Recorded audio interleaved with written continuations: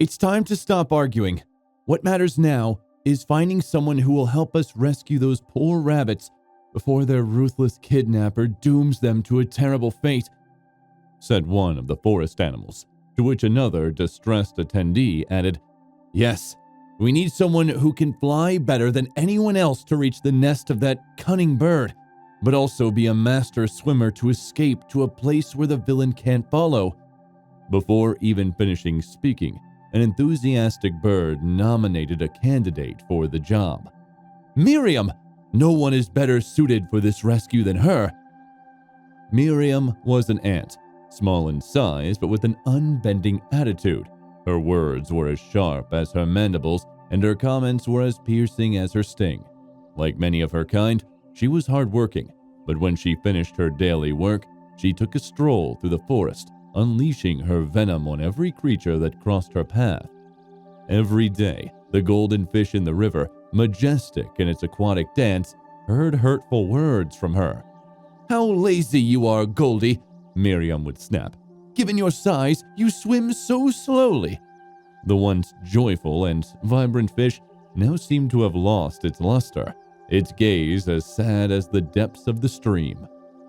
The iridescent feathered bird, with a melodious song, was another of her favorite targets. "Why do you fly so low?" the ant exclaimed. "With such magnificent wings, you scrape the ground. You should be ashamed." Every time the bird heard such words from the ant, its wings seemed even heavier and its song less vibrant. The butterfly, a symbol of beauty and transformation, was also a victim of her sharp tongue. In fact, she was the one bothered the most. "You're conceited, an empty shell," Miriam accused the butterfly. "Always flaunting yourself shamelessly, flitting around for everyone to see. You should show more respect." The butterfly, once proud of its wings, now felt ashamed and was seen hiding among the flowers, fearful of harsh criticism, but also somewhat grateful to Miriam, as she began to think that Miriam was doing her a favor by drawing attention to her, because surely everyone else thought the same way she did. But the ant was the only one who said it out loud. Even the pair of rabbits, gentle and with a numerous offspring, did not escape her criticism. "Immoral, irresponsible, too many children. They only live for their cuddles. And the worst part is that they bring children into this world, and I doubt they even know how to take care of them properly." The poor rabbits, once happy and loving, now felt ashamed, their eyes filled with sadness whenever they looked at their offspring.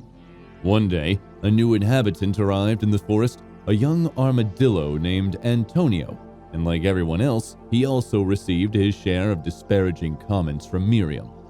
"Oh, what a dull shell you have," the ant mocked. "Oh, you're as funny as a stone." Antonio, already shy and reserved by nature, felt humiliated but also indignant to see that the other animals seemed to accept the ant's rebukes without protest. The next day, tragedy struck in the forest. The newly born rabbit kittens had been abducted by a vulture.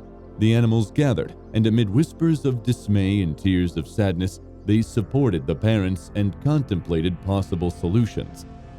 "You see, this is what happens when you're so careless," Miss Miriam said to the rabbits. "What do you expect?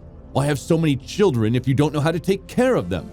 Her words fell like a cold blanket on those present, who watched in horror as the ant showed little concern for the grieving parents. The voice of one animal interrupted the silence. "What's important now is to find someone who will help us rescue the rabbits before they meet a terrible fate," they said. Another attendee added, "Yes, we need someone who can fly to reach the nest and who can swim to escape to a place where the vultures can't catch them. And of course, it must be someone with impeccable morals so that the vulture thinks twice before taking action against him or her." "Miriam," said the bird with a challenge in its eyes. "She's perfect for the job, right, Miriam? You always have something to say about my flying. You must be an expert in flight." The fish also nominated the ant for the rescue mission. "I agree, because you always criticize my swimming. You must be an excellent swimmer, and there's no better candidate for the job." Finally, the rabbits also voiced their opinion. Well, since you always criticize us for being immoral, you must be the most blameless creature in the entire forest. Neither the vulture nor anyone else would dare to oppose someone as perfect as you." All eyes turned to the criticizing ant who, for the first time, was left speechless, seeking a way out as everyone insisted that she was the only one capable of doing it. After much persuasion, Ant finally exploded. "Listen, but I can't fly, swim, and I'm far from perfect. I've made many mistakes in my life. I can't do this." Nevertheless, this did not calm the crowd, who continued to insist that only someone as perfect as her could deliver such ruthless criticism as she usually did. Frustrated and feeling helpless, Miriam finally revealed the truth behind her critical behavior. "Please stop. The truth is I simply envy your abilities. That's all," confessed the ant with tears in her eyes. "I envy your ability to fly, to swim, to love, and to be loved. That's it. The worst and the saddest thing is that I can't save those little ones. I'm truly sorry." These words left everyone present in a silence of astonishment mixed with anger, because for a long time they had allowed this criticism to overshadow their lives, embarrass them, and make them suffer.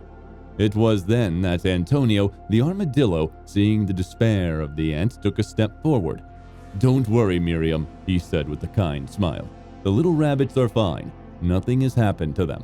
All of this has been a lesson for you and for us, because we shouldn't let criticism like yours affect us because, as we can all see, it only reflects the shortcomings of the one who utters it." Miriam had nothing else to do but hang her head. But suddenly, the butterfly asked why Miriam had always been harsher with her than anyone else. Ant, still in tears, replied, "It's very simple. It's because you're happy, little butterfly. And honestly, that's what I envy the most." The forest fell into complete silence, but now there was no anger, only deep sympathy for the little ant. From that day on, the forest was no longer the same. The animals, once fearful and ashamed, no longer allowed the criticism of the ant or anyone else to affect them, understanding that behind every hurtful word is an unsatisfied heart. They realized it wasn't worth wasting their anger on those who tried to harm them with words, because there's nothing sadder than a person who only criticizes. What such people deserve is our sympathy, with the hope that, just like the critical ant Miriam, someday they will realize that making others feel bad is not necessary to feel good.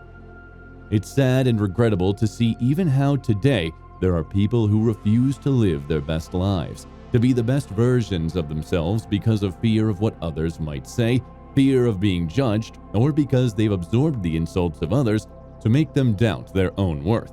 But it's even more regrettable that we still believe that criticizing others, pointing out our neighbor's mistakes, or judging the actions of our fellow beings are signs of greatness or deserving respect, when in reality, it's quite the opposite. There's no greater sign of pettiness than the need to bring others down to lift oneself up. I'm not saying we should keep our mouths shut in the face of negativity or watch every word we say. That's not the solution either.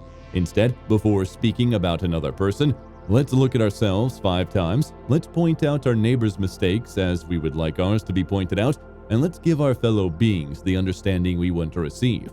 But of course, this noble and understanding attitude must start from within, both by erasing the self-criticism program that has been implanted in us and by blocking the attempts of some to dim our shine with their hurtful words and criticism. So let's change our lives and our inner selves for the better.